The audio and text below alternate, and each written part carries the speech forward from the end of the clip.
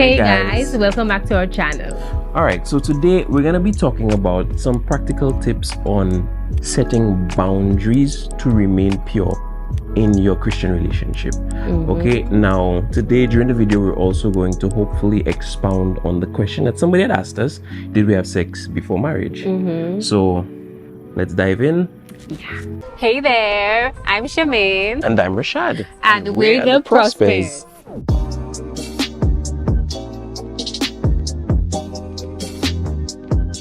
Okay, so the first tip that we're going to expound on is to pray and seek guidance from God on what boundaries to set for purity in your relationship. I know it's very tempting as a couple to want to have our own boundaries set, but I love it how the closer you get to God, God will change your heart into the desire that He wants you to have. You know, He will give you the desires that your heart should have. So for example, I may say, you know what, Shemaine, let's not kiss. And kissing may not be something that I struggle with, and God knows that, but I'm saying Shemaine, let's not kiss. But if I were to pray, God would tell me, you know, Rashad, hugging should also be included in that list because that is something that you struggle with. So I want you to either not hug or do the church hug. So you have to know yourself and know your weakness as an individual. You have to know the things that tick you off, the things that turn you on, the things that you need to avoid. So for example, you cannot kind of compare yourself to other couples and other relationships. In their relationship, they may be kissing, and you know, but for you that's not their weakness, but for you that's your weakness. That the kissing probably leads you to lust. It leads you to want to masturbate. It makes you very weak spiritually. So that's an area where you have to avoid and pray about. And also you have to as I say that, I'll go to point number 2. Right? Where you have to communicate these things to your partner. It's not just you setting a boundary in your mind and saying, okay, I am not going to kiss my boyfriend, I'm not going to kiss my partner. But how will he know that that's your weakness and he cannot go there if you don't communicate that to him? So have an open and honest, conversation with your partner, and both of you come to an understanding that this is the boundary that is going to be set. This is what we're going to do, this is what we're not going to do, and this is the consequence, if this boundary is crossed. Now, also to mention something that you said is very important, but I also think that it's important to establish what is. I know there's a question that for years, decades, all Christian young people ask. I myself have asked it as well. How far is too far? So let's run down the list of things that are absolutely no. First things first, sex before marriage, fornication. That's a no. So that's penetrative sex. And so let's start from the top. Penetrative sex, that's an absolute no. We move down the list. We have oral sex and mutual touching, mutual masturbation. No. Absolute no.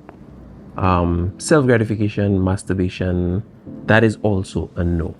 We're moving down. We're talking about groping and touching with clothes on, and that is also a no. Yes.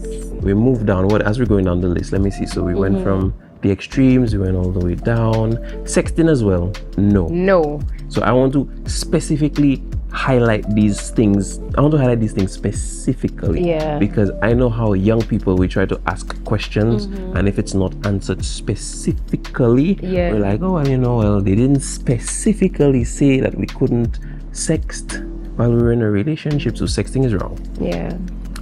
In terms of kissing, now kissing is a gray area, like Shemaine was mentioning. Some couples may be able to do a lip kiss or a cheek kiss and they're fine. Other couples, a lip kiss may be temptation. Temptation. Some couples may be able to hug. Other couples, hugging would be temptation. So like she said for point 2, it's important to communicate with your partner what is and what isn't, and even in the communicating aspect, try to be honest. We have a tendency of, as people, to communicate a sin that we don't struggle with. But like I like to explain to my young people, there's something in these old houses. There was a safe space that they would put people under the floor, where you would hide people. You didn't want anybody to find you. So we're always comfortable to talk about the sin that we struggle with up until the floorboards. Yeah. But then there's something that we keep under the floorboards, a sin that we really struggle with. Like Paul says, it really distracts us and it really stops us from running that race. That is the sin that we find hardest to speak about. But that is the sin that when we open up about, it actually gives us the most freedom. Yeah. So it's important to be honest with our partners about this thing. You know, I have been struggling with lust, I've been struggling with masturbation, I've been struggling with these things, and it can manifest itself in our relationship if we hug, if we kiss. And then something else comes to mind. It's like we have to be very practical. So as I'm thinking of different ways, you know, in which we can set boundaries, practical boundaries. So for example, if when the two of us are alone, I am easily turned on and I'm tempted to just jump all over you, we have to set a boundary where we avoid being alone at all costs. If we're going out, we're not going out alone, especially like to the movies or going out on a date to, you know, a secluded area. We're not going alone. We are going with another couple that, you know, we trust, that we can be accountable to. Or example, so if we are video chatting and I am in my nightie and it's probably revealing, I have to put on clothes that would not tempt my partner. Because if my partner is struggling with lust, I am going to tempt my partner, and we have to look out for each other as a couple. It's important, and it's important as the partner yourself. If you know that you're starting to lust and she's in her nightie, or she's in something that she may have thought of you, put something on, but it still falls within your category of temptation, communicate. Exactly. Like, I know you put on that hoodie, but boy, I like to see you on that video chat. It's communication. Because she may be doing her part, thinking it's enough, but you're out here struggling on the other end. So I like how you mentioned two of our points that we were supposed to expound on further, but she said avoid temptation by staying away from situations or places that put you in a compromising situation, and to set physical boundaries to avoid like certain types of physical touch and whatever. Another point that I'm going to mention is accountability. That's one of my favorite points. It's important to seek people who share your opinions, they share your goals, and you guys are moving towards a common goal to hold you accountable. So for example, if you're a young man who struggles with lust, find accountability in the older men in your church. Find accountability in somebody that you can be honest with. Accountability only works if you can be honest. And we're talking about the thing that's under the floorboards, you know, that sin that's so hard to talk about. That's when you find accountability. You know, I like to refer to it as self-mutilating accountability, where you're so honest with the people around you that you say things to hurt yourself because that's the sin that you struggle with, but you know, it hurts you to say. And I use the example of David. In the Bible, it talks about how David was in his palace, chilling out, relaxing, and I love how in the Bible it says during the time where kings normally go to war. So first things first, David should have been doing what the kings do at the time when the kings do it. He should have been at war. But David found himself in the palace. David stood up on the balcony, looked across, and saw this beautiful woman bathing on the rooftop on the other side. So David ends up calling for her, and then she ends up coming. But when you really think about it, David must first leave the balcony, call for somebody. That person must come. He then has to express that message to that person, who possibly may not even be the person to run. They may go and communicate to another person, send that person to go. They have to knock on her door, then somebody has to go communicate with her. But when you look at it, if any of these people had held David accountable along the way, David comes and he says, you know what, bro, I really like to see this woman, she's bathing on it. And that person comes and says, you know what, David, let me hold you accountable. That's somebody else's wife.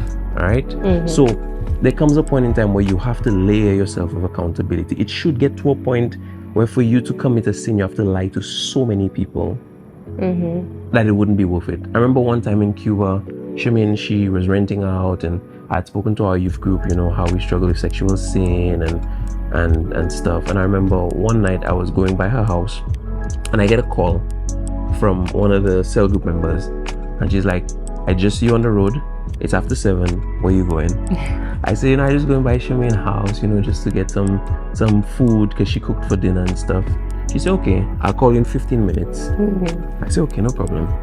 Go chill by Charmaine, we're popping popcorn. Phone rings in 15 minutes. Now, part of accountability is you have to do your part. So if this person is calling, your part is to answer. Yeah. So she calls, I answer. She's like, what are you doing? I'm just like, we're just chilling, making some popcorn. She's like, I hope the popcorn is the only thing that's popping in that house. I'll call you back in another 15 minutes. So after that, she calls again. She's like, okay, it's 8 o'clock. What are you doing? Because I don't want you staying there past 8:30. I don't want you staying there, past a certain time, because that's when temptation starts to creep in. Yes. And then, I'm just leaving right now. She's like, great. I'll see you when you get back to school. And when I go back to school, she called me again. She's like, where are you? I'm like, I'm on my bed.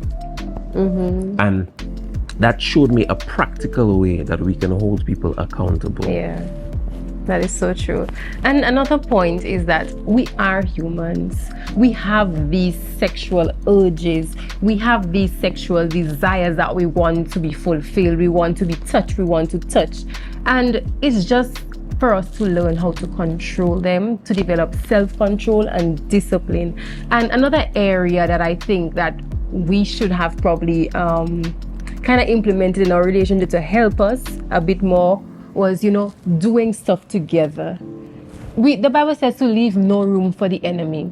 We have to fill our lives so much with, occupy ourselves with so much positive activity, occupy ourselves with prayer, with studying the word together, these positive things that would help us to grow so that we will feed our spirit and not the flesh. So, do stuff that will take your mind off of these things. If your partner enjoys, playing cricket, or if your partner enjoys playing chess or whatever, you do these activities together and even as groups, and these would help you in your connection as a couple to grow. So it then moves from being physical to more of an emotional connection and a spiritual connection. You spend time together studying the word. You spend time together praying, These things are going to help you as young Christians, because Rashad always speaks about the triangle where God is at the top, the center, and then boy, girl, husband or wife, boyfriend, girlfriend at each side. So as we spend more and more time together, we are going further and further away from God. But as we get closer to God and we work in a relationship with Him and we spend more time with Him, automatically we are going to get closer together. So give no room to the flesh. I'm not saying that you cannot do stuff together. You cannot go, for a walk together. You cannot go and sit together and talk or go by the beach together. But you have to be intentional about everything. Exactly. You have to be super, super, super careful. And another thing is that you cannot do it on your own. So a lot of us, we keep trying and we're failing and we're failing. We have to ask God to help us. It's a situation where no man is an island. Yes, we ask God to help us and we have to seek help as well. Others who share the same mind, they share the same values, as that goes back to the accountability as well. So all these boundaries, all these measures have to be in place. So I think it's also important, like Charmaine mentioned, in terms of turning towards God, a lot of the times we look at it as purity in the relationship as just me trying to stay pure for my partner. But when we change our perspective and say it's not unto my partner, but I'm doing it unto God, it then adds a level of depth, especially when you're becoming more involved in your Christian youth groups, you're becoming, you're reading your word more, you spend more time in prayer, you realize, okay, I want to stay pure as a sign of self-sacrifice to God. It's easier said than done, but if we change our perspective and we orient our goals towards God instead of self, it allows us to be in a position where it's easier for us to push forward even when times may be rough and tough. And I have a question. So a lot of us probably may be asking, so I'm not that one who kept myself pure. I'm in a relationship and we're doing stuff together. Where do I go from there, Rashad? How do I make things right? Okay, so like I mentioned in our first video, that pretty much was me. I did not keep myself before marriage. Before I got in a relationship with Charmaine, I already had sex with somebody. But what happened now was when we started our relationship, we I already had these experiences. So on one hand, I had almost like done what I had to do. So now focusing on my relationship with women, I just wanted to keep it pure, and I knew what to avoid because I had fallen into those traps before. So now, I don't know, I think there's this thing that happens where when a young lady is very comfortable with a man, and I will say when a Christian young lady is very comfortable with a Christian guy, there's a point in time where she begins to get curious. That is true. So she's focusing on God, but then she's curious because she's like, he's not a worldly guy. He's not a bad guy. You know, I respect him. He respects me. He loves God. But I always wanted to know what it felt like to kiss. I always wanted to know what it felt like to be kissed. I always wanted to know what it felt like to be touched. And that's where the devil starts to make his way into our relationship. Yeah, and that was me. I was a super curious person. Yeah. So growing up, I grew up very sheltered. I had my first kiss at 18, 19 years. And I didn't know much of anything, to be honest. So when I became so comfortable with Rashad, and I began to feel and, just accept these urges that were going through my body, I'm like, I remember one night we were kissing and I told him, babe, can you just touch my breast, please? Like take me. I was that curious. And that is so dangerous. And that opened some doors in our relationship that they were so hard to close. And that's the thing, once these doors are opened, That's true. Trust me, you have to work super hard to close them so that they do not open back. Now, before that had happened, we'd be spending time and I would, because of my experience and having done everything that I had done before, I could tell, like, she would have this look in her eyes. Her eyes would start to, like, sparkle.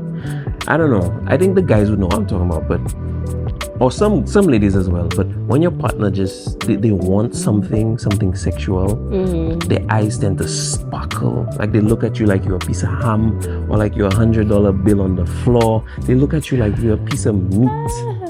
And for a long time, she would be doing that in the relationship, and I'd just be like playing her no mind, because I knew the dangers of opening that door to sexual sin. But it just so happens that, I was not as strong as I thought I was, and then we ended up falling, and then we ended up falling and falling and falling. So I think that's a struggle of a lot of young people, where we kiss.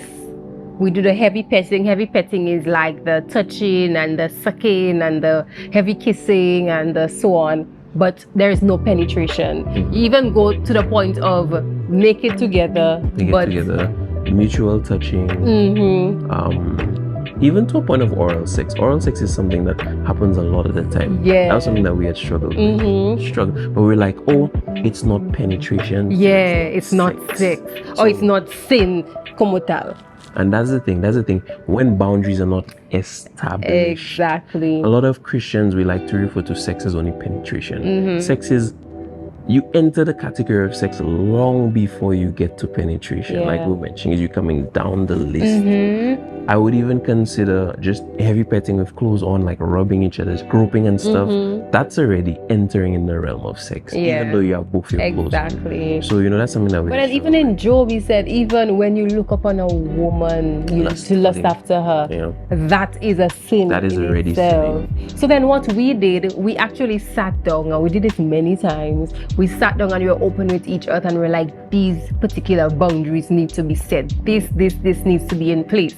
And then it got to a point where either one of us would be so set on the boundary, and the other one would be begging, please babe, just one time, just one, please, just this one time. And then you have to be it's like you have to be so strong for you and the other person, because you in yourself, you do want it, your body yearns for it, but you know the consequence that comes after. And then I had these moments where I would just go to God and cry. I would feel worthless. I would feel like nothing, like scum of the earth. Because there's sometimes you push for so long, you've gone 3-4 months, and you're like, we're doing better, and then you just fall, because there's a point in time the other person just gives up completely and is literally trying to seduce you at every single point. Yeah.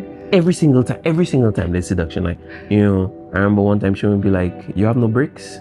You have no bricks? Every single time you just want to touch me. And then there was a point in time where I was strong and be like, Shimin, like, really? I have to be avoiding you like that? Every time she called me, I'd be like, I busy. Yep, and trust me, it is real, and that's why it's important. And I would reiterate it again: the accountability, having yourself involved in activities that will build you as a couple and individually. It's not always about spending time together. You have to build yourself first before you can help this other person, because it's a battle that you are fighting together. So you have, as individuals, have to be strong in yourselves to do it. And in terms of the accountability, we learned that late in our relationship. Yeah. The thing about the situation where the person called my phone, and we learned that very late in our relationship, like years later. We were already engaged at that point. That was after maybe 4 or 5 years of just struggling with setting boundaries and falling in the boundaries and setting boundaries and falling in the boundaries. So it's nice that we can share these experiences with you guys at this point. So if you're in a relationship, back to the question, if you're in a relationship and you've already fallen, the practical next step is find accountability. At this point, once you've already gone past the line, you've already passed a boundary, find accountability and be extremely honest with that accountability. This is where I want to draw the line in my relationship. What do you think? Accountability might say, let's bring the line down a couple notches, because I feel like these things at the bottom that you're not looking at, they can also be temptations to you. And then the accountability now comes on where, call me if anything, text me if anything, I'm there for you. When you're going to this person's house, call me, let me know. So you have to be honest so that your accountability can be effective. I learned that late in my relationship life. And I'm also thinking that a lot of us, we are in relationships that we have no calling to be in. So we are constantly struggling. This person cannot help us in any way, spiritually, emotionally, in no way at all. But we are there just fighting and struggling. If you are in that type of relationship, the only way that you are going to trust me, the only way you're going to get over and deal with this thing, break it off.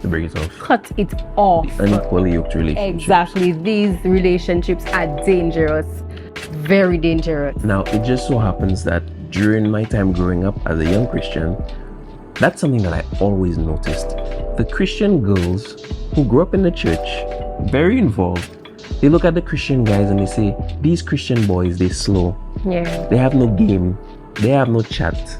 They're shy. They're quiet. They don't know how to romance us. So these young ladies, they end up going out into the world, finding a guy that's a little rough around the edges. He's not a Christian. He's a little rough around the edges. Or he's a Christian, but one foot in, one foot out. True. And almost like how I lived my life for a long time. And then you're like, okay, either he's 1 foot in, 1 foot out, or he's not in the church, but you're like, let me convert him. I want to change him. And then what happens is this person ends up sucking more of you. So I hope you guys kind of understood and got the concept of what you were trying to explain today.